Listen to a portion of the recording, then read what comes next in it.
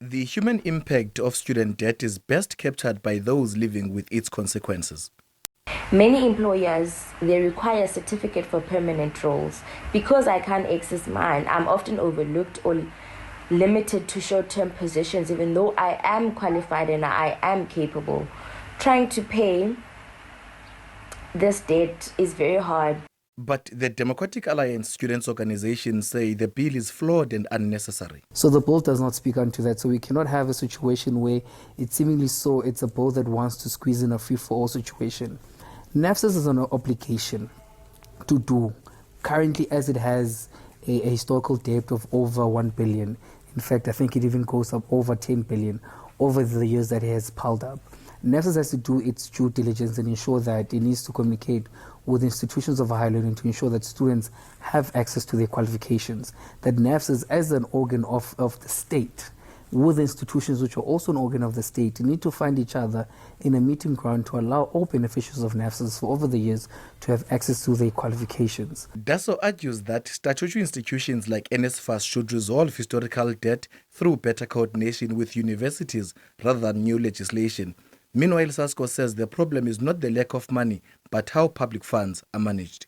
SASCO concludes that student debt is not a shortage of money problem, but rather the misallocation and hoarding of public capital. And so SASCO's position, I think, on the student debt relief bill and its urgency is as follows. I mean, SASCO is critical of the student debt relief bill in its current form. Whilst we recognize the urgency of addressing student debt, obviously, the bill does not fundamentally resolve historical debt, but it manages historical debt. So it risks shifting responsibility back onto the state and students while protecting institutions' reserves. The bill fundamentally shifts the responsibility back onto the public, while institutions face no consequences for the mismanagement and hoarding of public funds. SASCO warns the bill risks protecting institutional reserves while shifting responsibility back to the state and students. Meanwhile, the EFF insists the bill offers a clear funding pathway to clear historical debt. If you can spend billions bailing out corruption, essentially, why don't you bail out the youth of South Africa? So government is going to fill that gap. And the many other sources of income which we've seen when we're going to list it in the bill, whether it's through the redirecting of some of the skills levies, whether it's taking money from the SETAs. We know the SETAs underspend National Skills Fund, but also even some of the institutions as well, which have the reserves which are there, is to consolidate it into one fund that is going to be able to facilitate the clearance of student debt.